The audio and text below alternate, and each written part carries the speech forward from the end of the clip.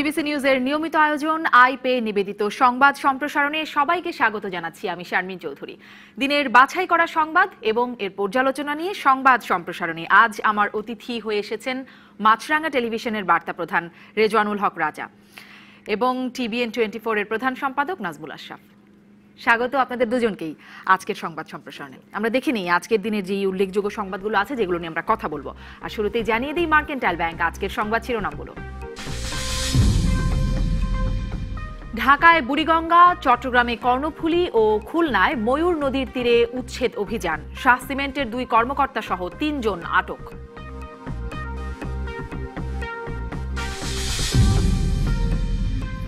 দ্রুত মামলা নিষ্পত্তিতে পুলিশকে বিশেষ নজর দিতে বললেন প্রধানমন্ত্রী। মাদক ও সন্ত্রাস নির্মূলে আরও ভূমিকা রাখার নির্দেশ।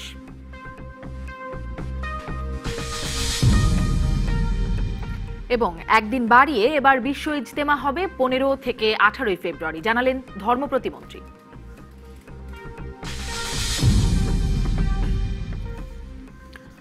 বুড়িগঙ্গা দখলমুক্ত করতে দ্বিতীয় ধাপে উচ্ছেদ অভিযান চালাচ্ছে বিআইডব্লিউটিএ। শাহ সিমেন্টের অবৈধ গোডাউন উচ্ছেদের সময় অসহযোগিতা করায় 2 কর্মকর্তা সহ মোট 3 জনকে আটক করে পুলিশ। এদিকে চট্টগ্রামে কর্ণফুলী নদীর 2 পাড়ে দ্বিতীয় দিনের মতো এবং খুলনার ময়ূর নদী সহ সংযুক্ত 22টি খালে উচ্ছেদ অভিযান চলছে। মঙ্গলবার সকালে কামরাঙ্গীরচরের নবাবচর থেকে উচ্ছেদ অভিযান শুরু হয়। অভিযানে কয়েকটি কারখানা সহ অর্ধশত স্থাপনা উচ্ছেদ করা হয়। সদরঘাট থেকে গাবতলী, বুড়িগঙ্গার 2 তীরের 6 শতাধিক অবৈধ স্থাপনা চিহ্নিত করা হয়েছে। এর মধ্যে রয়েছে 56টি বহুতল ভবন। অভিযানের প্রথম ধাপে 3 দিনে সরকারি অফিস ও 7তলা ভবন সহ 2 শতাধিক অবৈধ স্থাপনা উচ্ছেদ করেছে বিআইডব্লিউটিএ। সর্বোচ্চ আদালতের নির্দেশনা আছে, সুপ্রিম কোর্টের নির্দেশনা যে ঢাকার চারপাশে 4 নদী সেগুলিকে অবশ্যই দখলমুক্ত করতে হবে। মাটি ভরাট করে সেখানে শাহ সিমেন্ট সহ আরও কয়েকটি প্রতিষ্ঠান তারা সেখানে তারা সিমেন্টের ব্যবসা করত। এদিকে দ্বিতীয় দিনের মতো চট্টগ্রামে কর্ণফুলী নদীর তীরে উচ্ছেদ অভিযান শুরু হয়। জেলা প্রশাসনের নির্বাহী ম্যাজিস্ট্রেট তাহমিলুর রহমান ও তৌহিদুর রহমানের নেতৃত্বে পুলিশ, র্যাব সহ 10টি সংস্থা অভিযানে অংশ নেয়। যারা উচ্ছেদ হয়েছেন তারা বলছেন সরে যাওয়ার সময় না দিয়েই চালানো হচ্ছে অভিযান। আমাদেরকে তো 1 সপ্তাহ সময় দিত, তাহলে আমরা গুদামের মাল ঠাসাইতে সমস্যা হয়েছে। কার্ডিং পেপারটা দেখাইলাম, আমাদের কোনো আমাদের মাদারের মোজাটাও আসে নাই, আমাদেরকে কোনো চিঠিও দেয়নি। কোথায় যাবো বউ বাচ্চাদেরকে নিয়ে? ভাবি কিছু পাইতেছি না, মার্কেটে অনেক লেনদেনও রয়ে গেছে। বৃহস্পতিবার পর্যন্ত প্রথম ধাপে সদরঘাট থেকে বারিক বিল্ডিং পর্যন্ত 200টি স্থাপনা উচ্ছেদ করা হবে। পরে পতেঙ্গা ও চাকতাই অংশে উচ্ছেদ অভিযান চালানো হবে। আজকে আমরা এই মাঝিরঘাট যে লবণ ফ্যাক্টরি যে আছে, সেই লবণ ফ্যাক্টরি যে অবৈধ স্থাপনাগুলো আছে সেখান থেকে আমরা আজকে উচ্ছেদ কার্যক্রম শুরু করেছি। বারিক বিল্ডিং এরিয়া পর্যন্ত 10 একর জায়গায় আমরা 200টির মতো স্থাপনা উচ্ছেদ করব। এদিকে খুলনায় ময়ূর নদী সহ সংযুক্ত 22টি খালে উচ্ছেদ অভিযান শুরু হয়েছে। গল্লামারী ব্রিজের কাছে অবৈধভাবে গড়ে ওঠা মার্কেট, স্থাপনা ও নদীর মধ্যে থাকা লিনিয়ার পার্কের একাংশ ভেঙে দেওয়া হয়েছে। অবৈধ উচ্ছেদে প্রশাসনের সব দপ্তরের সমন্বিত উদ্যোগের কথা জানান জেলা প্রশাসক। খুলনার আশেপাশে যে উপজেলাগুলি আছে তার কানেক্টিং যে খাল নদীগুলি আমাদের আছে, ইতিমধ্যে অনেকগুলি যে অবৈধ দখলদার এবং ভূমিদস্যুরা সেগুলো দখল করে আছে, যার জন্য আমরা তাৎক্ষণিকভাবে সিদ্ধান্ত নিয়েছি এটাকে উচ্ছেদ করার জন্য। ময়ূর নদী সহ সংযুক্ত 22টি খালের জায়গা বেদখল হওয়ায় পানি নিষ্কাশন ব্যাহত হচ্ছিল। এতে বর্ষায় নগরীর বড় অংশ জুড়ে সৃষ্টি হতো জলাবদ্ধতা। Sheikh Nigar Sultana, DVC news desk. মামলা দ্রুত নিষ্পত্তি করতে পুলিশকে বিশেষ নজর দেওয়ার নির্দেশ দিয়েছেন প্রধানমন্ত্রী শেখ হাসিনা। এছাড়া মাদক ও সন্ত্রাসের বিরুদ্ধে সরকারের 0 টলারেন্স নীতি বাস্তবায়নে পুলিশ প্রশাসনকে আরও ভূমিকা পালনের নির্দেশ দেন তিনি। পুলিশ সপ্তাহ উপলক্ষে প্রধানমন্ত্রী কার্যালয়ে এই বাহিনীর শীর্ষ কর্মকর্তাদের উদ্দেশ্যে দিক নির্দেশনামূলক বক্তব্য দেন প্রধানমন্ত্রী। আমাদের মামলাগুলি করা হয়, কিন্তু সেই মামলাগুলি সময় মতো সম্পন্ন হয় না। এখানে যেমন মামলা যারা পরিচালনা করেন সেখানেও কিন্তু ঘাটতি আছে। এই বিষয়গুলির জন্য আমার মনে হয় একটা আলাদা ব্যবস্থা নেওয়া দরকার, যে কিভাবে মামলাগুলি যথাযথভাবে চলবে এবং সময় মতো মামলাগুলি সম্পন্ন হবে, এ সময় জঙ্গিবাদ দমনে গোয়েন্দা নজরদারি বাড়ানোর পরামর্শ দেন সরকার প্রধান। জঙ্গিবাদ সন্ত্রাস এটা কিন্তু বাংলাদেশের একান্ন, এটা সারা বিশ্বব্যাপী একটা সমস্যা, কিন্তু আমাদের দেশে আমরা অন্তত জঙ্গিবাদ নিয়ন্ত্রণ করতে সম্ভব, আমরা করতে পেরেছি, কিন্তু এটা আমাদের অব্যাহত রাখতে হবে। আর কিভাবে, কোথায়, কখন, কি, কোন জায়গা থেকে এই জঙ্গিবাদ আমাদের উপরে হামলা করতে পারে এর কোনো সম্ভাবনা আছে কিনা, যেমন একদিকে গোয়েন্দা নজরদারিও যেমন বাড়াতে হবে, পাশাপাশি এই ধরনের একটা স্ট্র্যাটেজি নিয়েই সবসময় আমাদের আরো ট্রেনিং এর দরকার এবং প্রস্তুত থাকা দরকার। মানুষের আস্থা ও বিশ্বাস অর্জন করতে পুলিশ বাহিনীকে পরামর্শ দেন শেখ হাসিনা।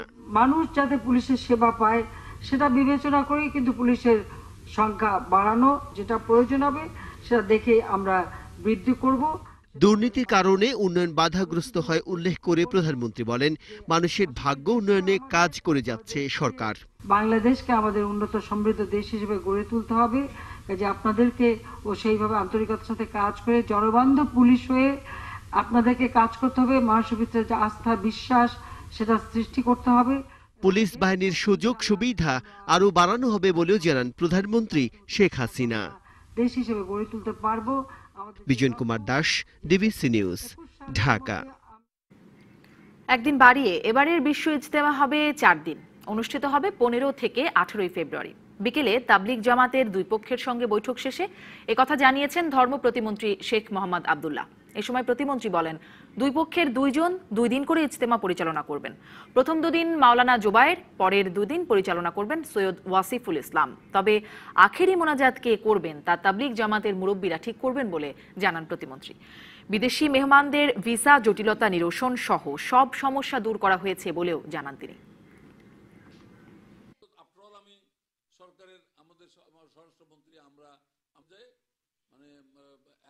সরকার যে দায়িত্বটা নিচ্ছে, তাবলিগের দ্বারা পরিচালিত হবে। তাবলিগের কোনো কাজে আমরা হস্তক্ষেপ করব না, বরঞ্চ তাবলিগের মধ্যে যে অনবপ্রেরিত অনাকাঙ্ক্ষিত গোলমাল গোলযোগটা হচ্ছে, এইটা যাতে না হয় সেটা আমরা তাদেরকে সহযোগিতা এবং সাহায্য করব। ঐক্যবদ্ধভাবে একসাথে করার জন্য যা যা করা দরকার সরকারের পক্ষ থেকে সকল প্রস্তুতি ইতিমধ্যে আমরা গ্রহণ করছি।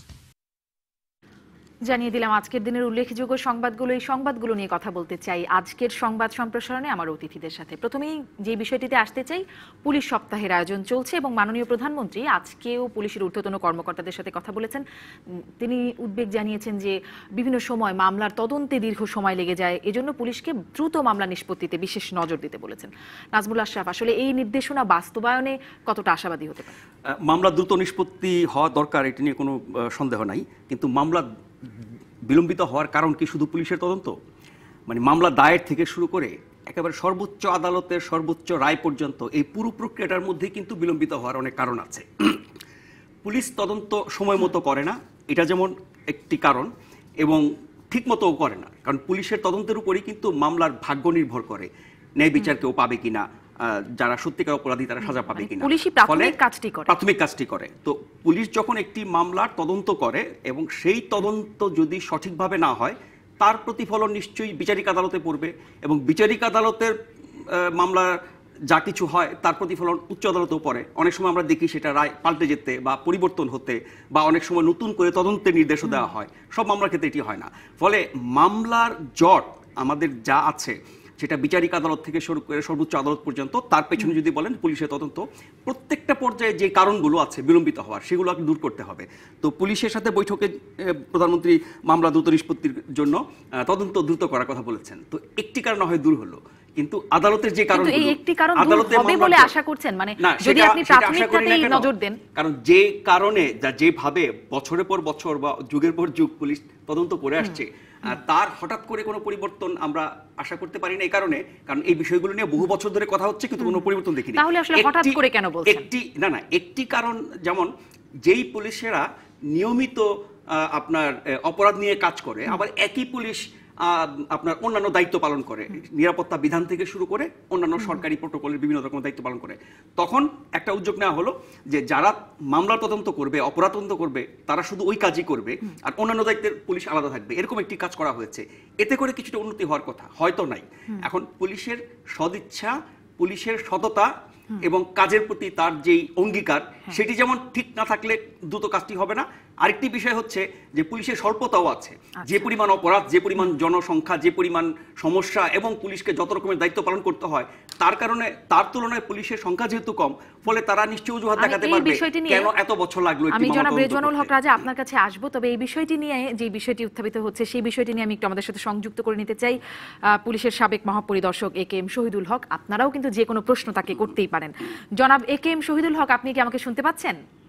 হ্যাঁ, জি শুনতে পাচ্ছি। আপনাকে স্বাগত জানাচ্ছি আজকের সংবাদ সম্প্রসারণে। আসলে যে বিষয়টি আসলো সেটি নিয়েই প্রথমে কথা বলতে চাই। এই যে দ্রুত নিষ্পত্তির নির্দেশ দিলেন, মানে তদন্ত দ্রুত করবার নির্দেশ দিয়েছেন মাননীয় প্রধানমন্ত্রী, এবং সাংবাদিক নাজমুল আশরাফ যেটি বলছিলেন যে পুলিশের স্বল্পতা যেমন আছে একদিক থেকে এবং সদিচ্ছা সততার অভাবও একটি কারণ। আসলে আপনার কি মনে হয়, আপনি পুলিশের সর্বোচ্চ পর্যায়ে কাজ করেছেন, সেখান থেকে অভিজ্ঞতা থেকে আপনার জানতে চাই যে আসলে পুলিশের দায় কতটা এই তদন্তের দীর্ঘসূত্রিতার পেছনে?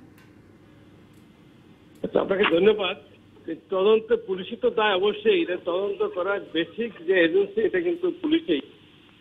পুলিশের আপনার দেখেন, পুলিশের কাছে মামলা যখন আসে থানায়, এই থানার মামলাটা শুধু থানা পুলিশ করে না, আমাদের অনেকগুলি ইউনিট আছে, যেমন সিআইডি আমাদের তদন্ত সিআইডি বলে police bureau of investigation, CBI বলে, এইটা কিন্তু পুলিশের আর একটা তদন্ত সংস্থা। এদের কাজ সুস্থ তদন্ত করা, অন্য কিছু সিআইডিও তদন্ত করে থাকে। থানাতে আমরা সৃষ্টি করছি, তার দায়িত্ব ইনভেস্টিগেশনকে প্রবেশ করবে, প্রপারলি যাতে ইনভেস্টিগেশনটা সেটা করে। কাজে এখন পুলিশের ক্যাপাসিটি অনেক, এখন পুলিশের কাছে থানায় কিন্তু মামলা বেশি থাকে না, মোটামুটি তার শুধু পিবিআই এবং মামলাগুলি বেশি সময় লাগে, কারণ ওদের ইনভেস্টিগেশনের পারফেক্টনেস আছে, অনেক ধরনের আপনাদের ওদের পরীক্ষা নিরীক্ষা করতে হয়, কেমিক্যাল নানান কিছু আছে, এগুলি নিয়ে তাদের সময় তারা নেয়। এই কারণে মামলা সিআইডির বেশি সময় লাগে, যেগুলি মানি লন্ডারিং বা যেগুলি জটিল মামলা ওগুলো সময় থাকে। পুলিশের মামলা যে বেশি দিন যাতে ফল lasting without any reason pending না থাকে, এই জন্য কিন্তু পুলিশের সুপারভাইজিং অফিসার যারা আছে, সাইকেলে আরম্ভ করে বিভিন্ন টায়ারে সবাই কিন্তু ওইটা নজরদারি করে। পুলিশ কাছে মামলা বেশি থাকার কথা না, কিন্তু সিআইডি ছাড়া। কিন্তু আপনি দেখেন দেওয়ার পরে লক্ষ লক্ষ মামলা আদালতকে, প্রায় 30 লক্ষ আদালত, আপনাদের সাবজেক্ট আদালত আছে, এখানে আছে, আদালতে কাজ করে। আমি মনে করি পুলিশের যদি এরকম মামলা দীর্ঘসূত্রিতা থাকে, সেটা আমার মনে কম সংখ্যক, বেশি না, খুব কম সংখ্যক। এখন মাননীয় প্রধানমন্ত্রী নির্দেশ করেছেন, জনাব একেএম শহীদুল হক, আপনি খুব কম সংখ্যক বলছেন, কিন্তু আমি আর একটা প্রশ্ন সাথে সাথে করতে চাই। এই যে জাহালমের যে ঘটনাটা, যেখানে দুর্নীতি দমন কমিশনের চেয়ারম্যান বললেন যে জাহালমকে গ্রেপ্তার করেছে কে, পুলিশ, দুদক তো করেনি, পুলিশ করেছে।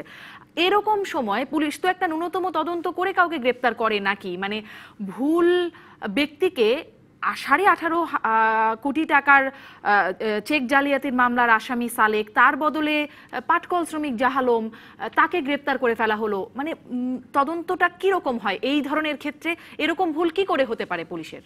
মামলার তদন্তকারী কর্মকর্তা যদি দুদকের হয়, তাহলে পুলিশকে আমি অ্যারেস্ট করি, যে তদন্তকারী কর্মকর্তা সেই অ্যারেস্ট করতে পারে। এমনকি মনে করেন পুলিশে, আমি তো রমনা থানায় কোনো সামনে একটা মামলা তদন্ত করে, আপনি মতিঝিল থানায় সামনে অ্যারেস্ট করতে পারবেন না without the requisition from the Ramna.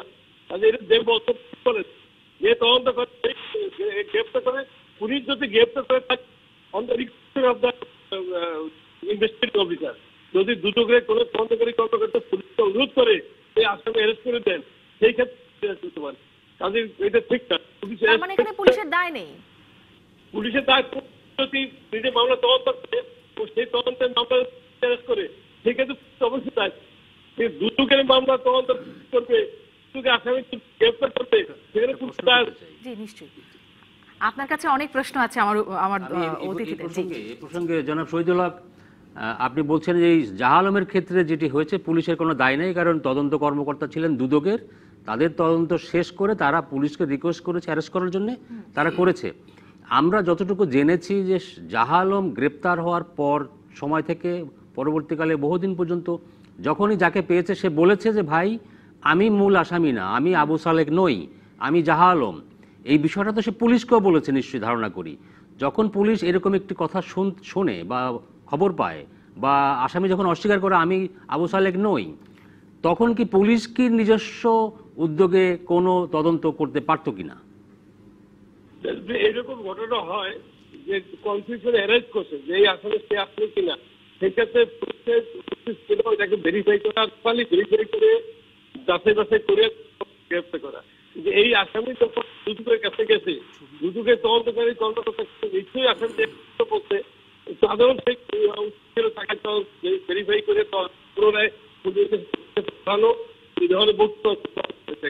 এখানে যদি প্রাথমিক অবস্থা গাফিলতি থাকে সেকেন্ড দুদকের গাফিলতি হবে। এই ক্ষেত্রে গাফিলতি তার ব্যবস্থা হবে।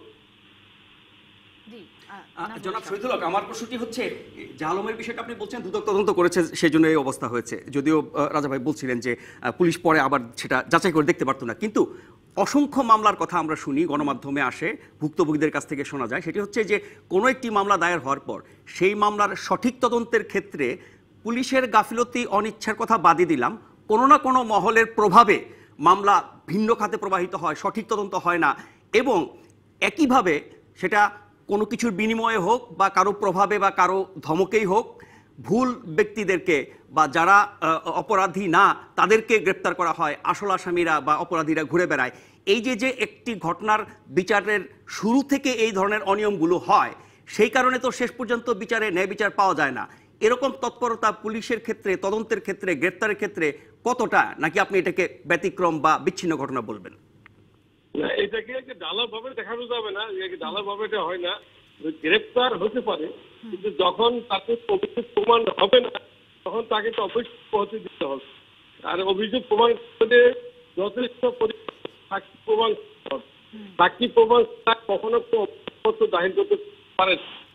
চেয়ারম্যান সুলতানা কামাল যেমন বলছেন যে 2/3 জেলখানায় যারা আছেন তাদের 2/3 বিনা বিচারে আটক আছেন, মানে এই প্রক্রিয়াগুলো এত দীর্ঘায়িত হচ্ছে। আমি সেটি অন্য জিনিস হলেও মানে বিচার হয়নি, তাদের মামলার ওই নিষ্পত্তি হয়নি বলেই তো, যদি বিচার শেষ হতো তাহলে হয়তো তারা মুক্তি পেয়েও যেতে পারেন, অনেকেই হয়তো সেভাবে মুক্তি পেতেন। আমি আর একটা বিষয় একটু জানতে চাই জনাব শহীদুল হক, সেটি হচ্ছে যে এবারে আমরা দেখলাম যে নজিরবিহীন বিপিএম এবং পিপিএম পাওয়া পুলিশ সেনা মানে পুলিশ সদস্যদের সংখ্যা 349 জন মোট পেয়েছেন, যেখানে 2017 সালে 132 জন পেয়েছিলেন, 2018 সালে 182 জন পেয়েছিলেন। আপনার কি মনে হয় সংখ্যাটা এত বেড়ে যাবার কি কারণ? প্রত্যেকটা অভিযানের কিন্তু তার যে স্টেশন কি টাউন সেটা করে করা যায়। হেডকোয়ার্টারে ইউনিট একটা হাই পাওয়ারের একটা কমিটি আছে, সেই কমিটি যাচাই বাছাই করে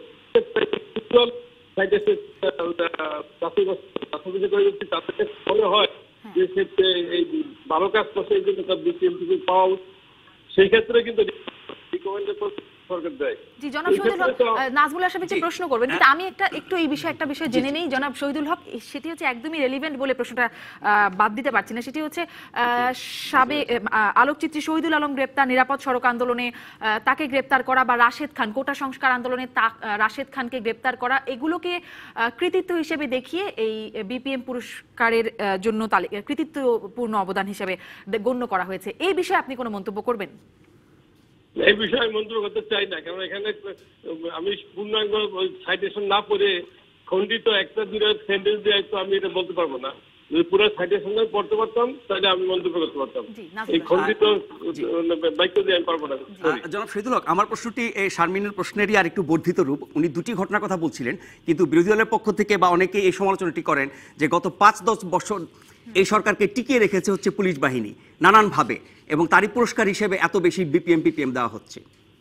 এটা মোটেই ঠিক না। পুলিশ বাহিনী এবং গভর্নমেন্ট ক্লিয়ার হয় কেমনে?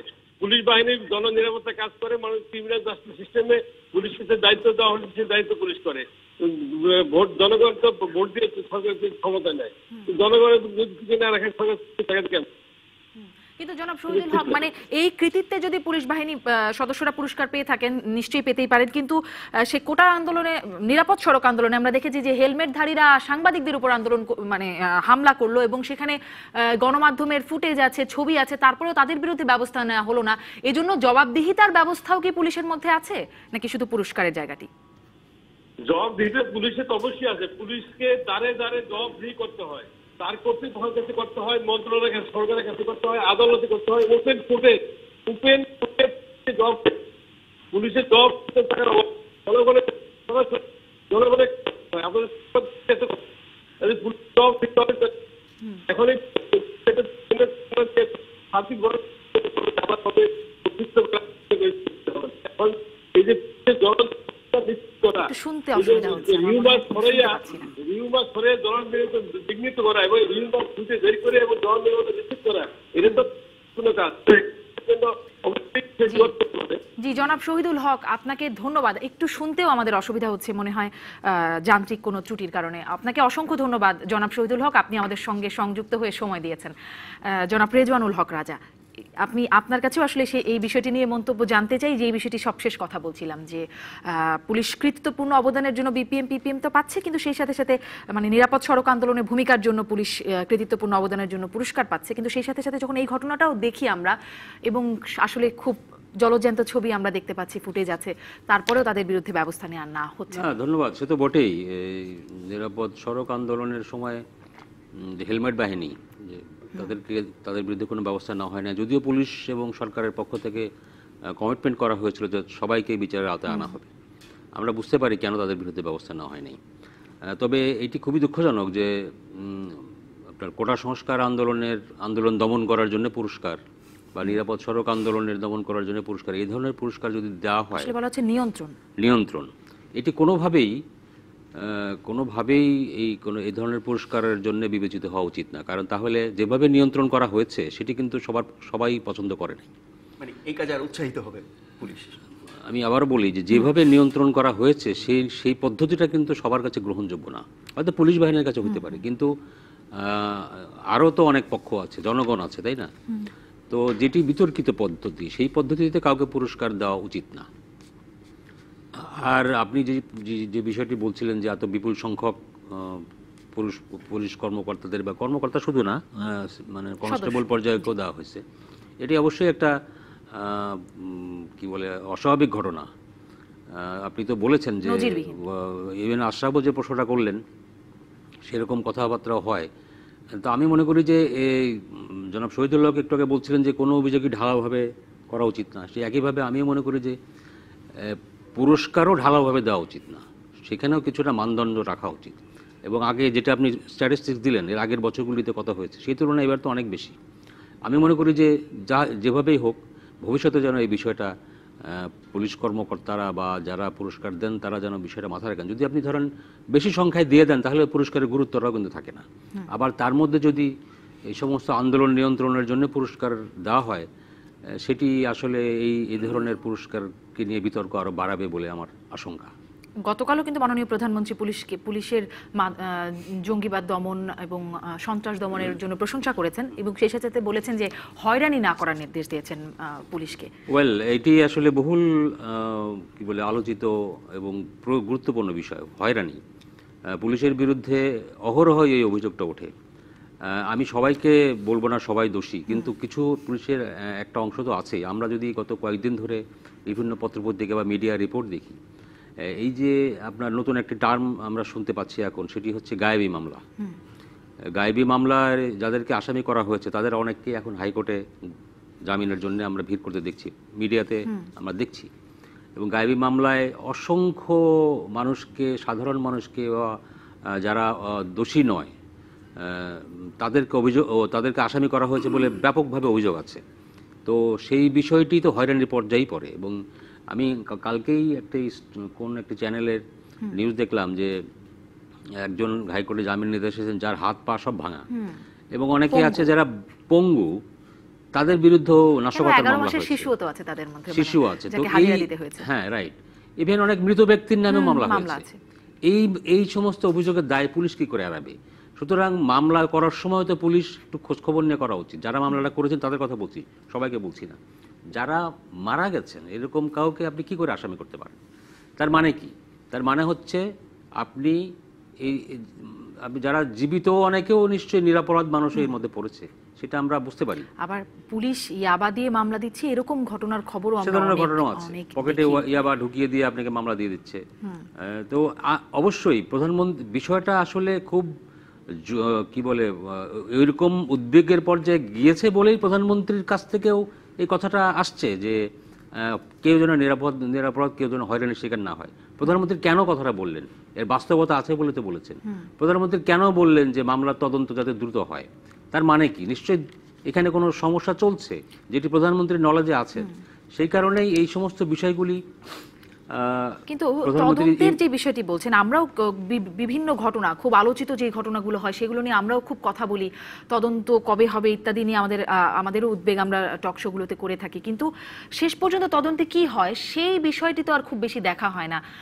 যদি বলি এই পুলিশের হয়রানির প্রসঙ্গে যদি বলি যে সেই কক্সবাজারের একজন মানে মাদক বিরোধী অভিযানে একজন নিহত হলেন, একজনকে মারা হলো বিচার বহির্ভূতভাবে।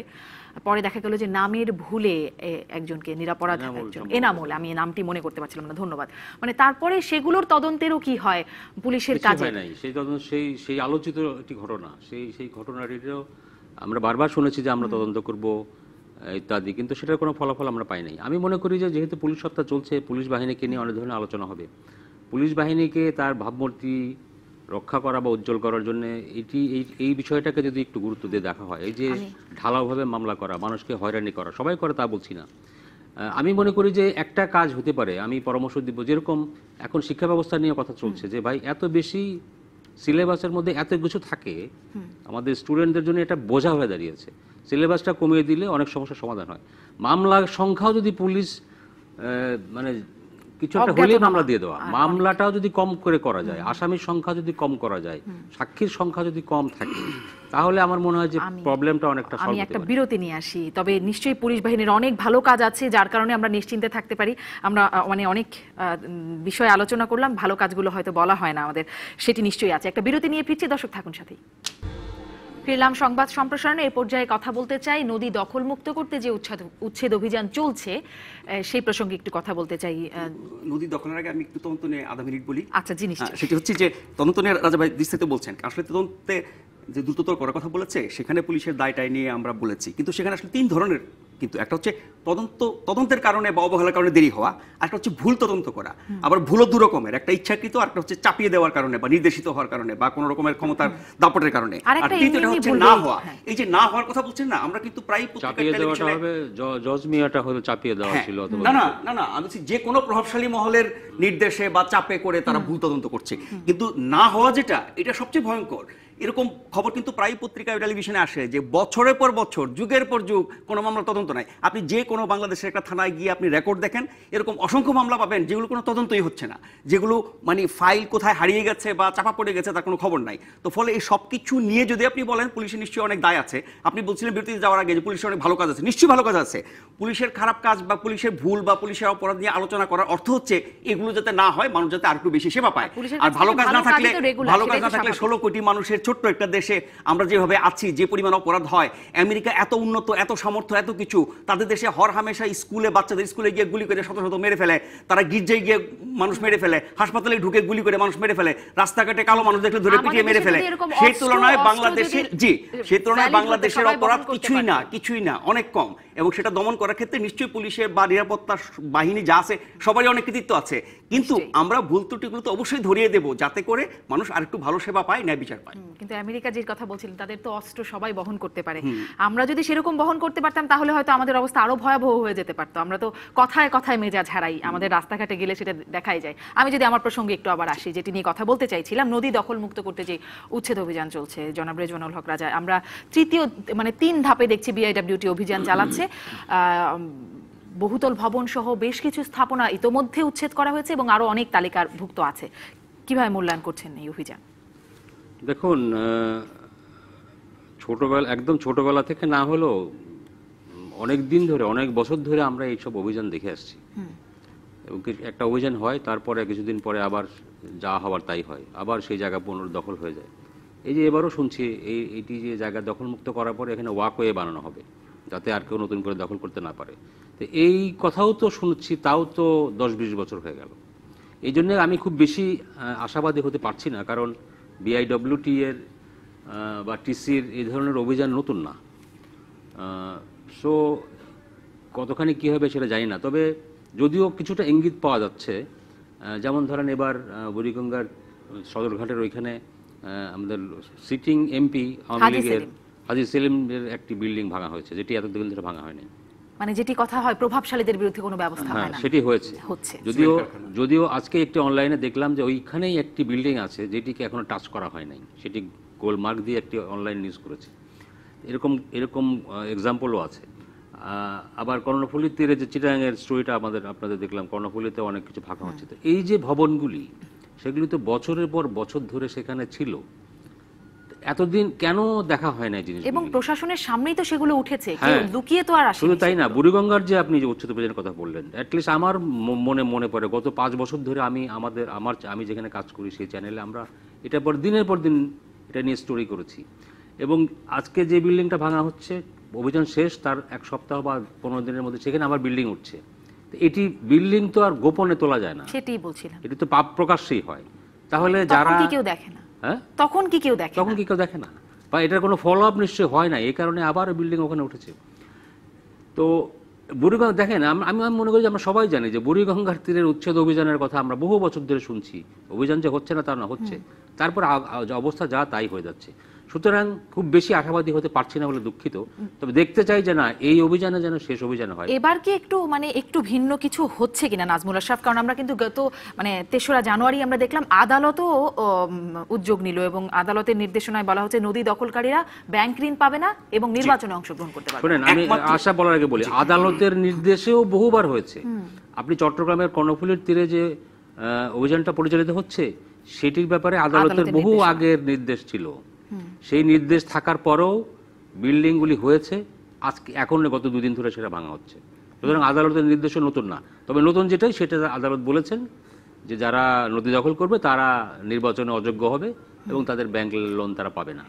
এবং নদী রক্ষা কমিশনকে অভিভাবক হিসেবে বলে দেওয়া হচ্ছে, তাদেরকে ক্ষমতা দেওয়া হচ্ছে, যেটা আগে শুধুমাত্র সুপারিশ করার ক্ষমতা ছিল তাদের। নাজমুল আশরাফ, এই যে নদী দখল বা অবৈধ স্থাপনা, এ ব্যাপারে দুটি পক্ষই আজীবন সোচ্চার ছিল। তার মধ্যে আদালত একটি পক্ষ, আর যারা পরিবেশ নিয়ে কাজ করেন, সুশীল সমাজ, নদী নিয়ে কাজ করেন, এরকম কিছু মানুষ, এই যে সমাজের একটা অংশ, আর হচ্ছে আদালত, এরা ছাড়া কেউই এই নদী দখল, নদী মারা, নদী হত্যা করা, দূষিত করা এবং আপনার অবৈধ স্থাপনা নিয়ে কেউ সোচ্চার ছিল না।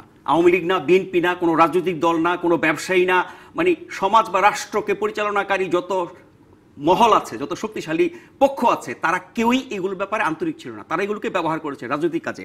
এই যে রাজা ভাই কেন হতাশ হলেন, এই যে চট্টগ্রামের 600, তারপর হচ্ছে দুঃখিত, ঢাকার 600, চট্টগ্রামের 200, খুলনার 22, সব মিলে 822, এই যে 822টি অবৈধ স্থাপনা চিহ্নিত করে ভাঙার কাজ শুরু হয়েছে।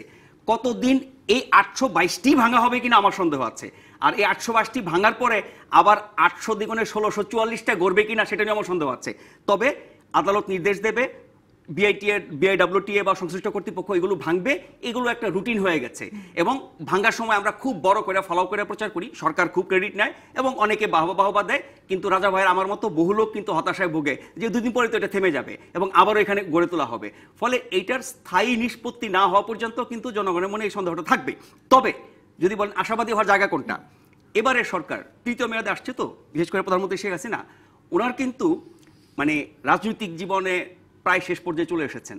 ফলে ওনার কিন্তু কিছু কাজ করে যাবার আকাঙ্ক্ষা ওনার মধ্যে দেখি, যেগুলোর জন্য তিনি হয়তো আজীবন মানুষের হৃদয়ে স্থান পাবেন এবং সত্যি দেশের কল্যাণে, মানুষের কল্যাণের জন্য কাজ করেছেন বলে উদাহরণ তৈরি হবে। ওই মানসিকতা নিয়ে কিন্তু প্রধানমন্ত্রী এই দফা কাজ শুরু করেছেন, তার কথাবার্তা, জেস্টার, প্রচার সবকিছু থেকে মনে হয়। সেই কারণে সর্বোচ্চ পর্যায়ের এই আগ্রহ তো আমরা সবসময় দেখি না, কিন্তু এই যে প্রথম মেয়াদ, দ্বিতীয় মেয়াদ, তৃতীয় মেয়াদের একটা ব্যাপার আছে। আবার ধরেন পরপর 2 মেয়াদ, প্রথম মেয়াদের নির্বাচন একতরফা হলো নিয়ে সমালোচনা, দ্বিতীয় মেয়াদের নির্বাচন নিয়ে অনেক রকমের অভিযোগ আছে। ফলে ওইগুলোকে কাটিয়ে ওঠাও কিন্তু একটা উদ্দেশ্য অনেক ভালো কাজ করে জনমনের স্থান পাওয়াটা, সেই কারণে মনে হচ্ছে এবার হয়তো সত্যি সত্যি হবে এই ব্যবস্থা নেওয়া হচ্ছে। মানে খুব যেটি আপনি বলছিলেন খুব হইচই একটা বিষয় এসে যায়। নতুন সরকার এসে নতুন হইচই করে অনেক কিছু করবে, নতুন মন্ত্রী এসে হইচই করে সবকিছু করেন, ধরে রাখা যায় না যে। তো এবার আমার এই যে ক্ষীণ আশাটুকু ধরে রাখার, সেটি হচ্ছে যে তৃতীয় মেয়াদে এসে ভালো কিছু সত্যি করে যাওয়া এবং ধরে রাখা। আমিও খুব খুশি হব যদি এই উচ্ছেদ অভিযান এটি শেষ হয়, এরপরে যাতে আর না করতে হয়। কিন্তু আশরাফ যেটি বললেন যে প্রধানমন্ত্রীর আকাঙ্ক্ষা, ডেফিনেটলি প্রধানমন্ত্রীর সদিচ্ছা আছে বহু ক্ষেত্রে, সেটি আমরা দেখেছি, কিন্তু প্রধানমন্ত্রীর সদিচ্ছাই যথেষ্ট নয়। এর একটা এক্সাম্পল আমি দিই, সেটি হচ্ছে যে যেটি আমরা একটু আলাপ করছিলাম, যে নিরাপদ সড়ক যে আন্দোলন হলো, সেটির ব্যাপারে কিন্তু প্রধানমন্ত্রী নিজেও কনভিন্স যে আন্দোলনটা যৌক্তিক ছিল। তিনি বহুবার ভাষণে বলেছেন যে তারা আমাদের চোখ খুলে দিয়েছে, এবং ফর দ্য ফার্স্ট টাইম প্রধানমন্ত্রীর কার্যালয়ের ঊর্ধ্বতন কর্মকর্তাদেরকে তিনি রাস্তায় নামিয়ে দিয়েছিলেন যে তোমরা পুরা উত্তরা থেকে গুলিস্তান পর্যন্ত ট্রাভেল করো, কোথায় কোন পয়েন্টে কি প্রবলেম আছে আইডেন্টিফাই করো এবং সাজেশন দাও। তারা কিন্তু একদিন বেরিয়েছিলেন উইথ অল পুলিশ অফিসার্স, এবং তারা অনেক রিকমেন্ডেশন দিয়েছিলেন। কিন্তু আমরা বাস্তবে কি দেখছি, পরিস্থিতি কি বদলেছে? পরিস্থিতির বিন্দু মাত্র পরিবর্তন হয় নাই। প্রধানমন্ত্রী নিজেও 5 দফা নির্দেশনা দিয়েছিলেন, প্রধানমন্ত্রী নিজেও দিয়েছেন। তো প্রধানমন্ত্রী কি নিজে রাস্তায় নেমে এক্সিকিউশন করবেন? সুতরাং আমি বলছি প্রধানমন্ত্রীর আন্তরিক, এটা নিয়ে কোনো সন্দেহ নাই, কিন্তু তার সদিচ্ছা যথেষ্ট না। তার যারা বাহিনী আছেন, তারা যারা হ্যান্ডস আছেন, তারা যদি প্র্যাকটিক্যালি কাজগুলি না করেন তাহলে কিন্তু কোনো কিছু বদলাবে না। আমরা আবার একটা বিরতির সময় হয়ে গেছে, বিরতি নিতেই হচ্ছে। বিরতির পরে অনলাইনের খবর নিয়ে ফিরবো, থাকুন সাথেই। ফিরলাম সংবাদ সম্প্রসারণে। অনলাইনের প্রথম খবরটি, প্রথম আলোর খবর দেখতে পাচ্ছি।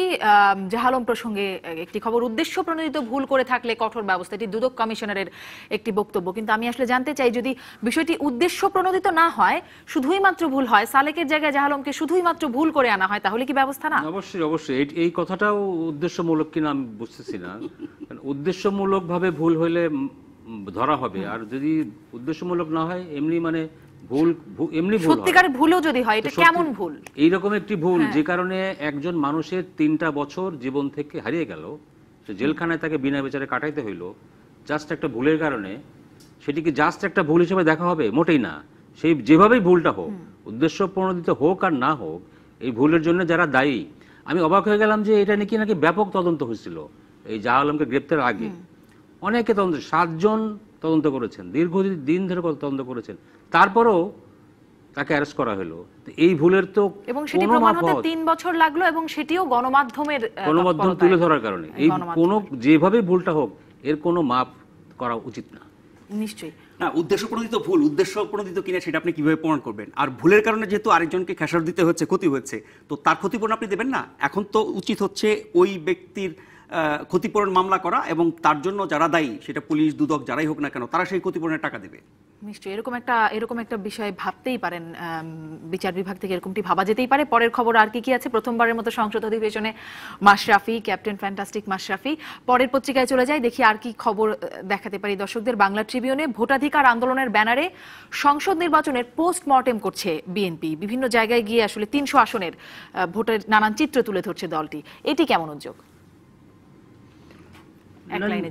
না, নিশ্চয়ই বিএনপিকে তো কিছু একটা করতে হবে। এরকম একটি আমরা অ্যাপারেন্টলি যেটা দেখছি ভরাডুবি, তো এই পরাজয়ের পিছনে কি কারণ আছে? বিএনপি যেটা বলছে ভোট হয় নাই, জালিয়াতি হয়েছে, আগের রাতে ভোট হয়েছে, এইসব অভিযোগ তো বিএনপি করছে।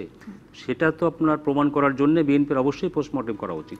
এবং তাদের নির্বাচনের যে অভিযোগগুলো বিএনপি আনছে, সেগুলো পোস্টমর্টেম করে একেবারে যদি তথ্য প্রমাণ এবং বিশ্বাসযোগ্য কোনো কিছু তুলে নিয়ে আসতে পারে, সেটা নিশ্চয়ই ভালো। পাশাপাশি বিএনপির নিজেদের কারণে, দলীয় বা জোট বা নেতৃত্ব বা অভ্যন্তরীণ যে কারণগুলোর কারণে বিএনপির এই ভরাডুবি, সেটারও একটা পোস্টমর্টেম হওয়া উচিত বিএনপির স্বার্থে। মানে বিএনপির নিজের ভেতরের পোস্টমর্টেম এবং বাইরে আসলে সবকিছুরই একটা পোস্টমর্টেমের কথা বলছেন। 2 অংশের অধীনে 4 দিনে বিশ্ব ইজতেমা, ধর্ম প্রতিমন্ত্রী প্রার্থীর হলফনামার তথ্য ভোটারদের মাঝে বিতরণ ও প্রচারের রুল জারি। মানে সবার মাঝে হলফনামা দিয়ে দিতে হবে প্রার্থীর, প্রকাশ করলেই হয়, তাদের ওয়েবসাইটে থাকে। আমি যতটুকু জানি এটা ইলেকশন কমিশনের ওয়েবসাইটে প্রত্যেকটা হলফনামা দিয়ে দেওয়া হয়। এটা এক ধরনের পাবলিক করে দেওয়া হলো।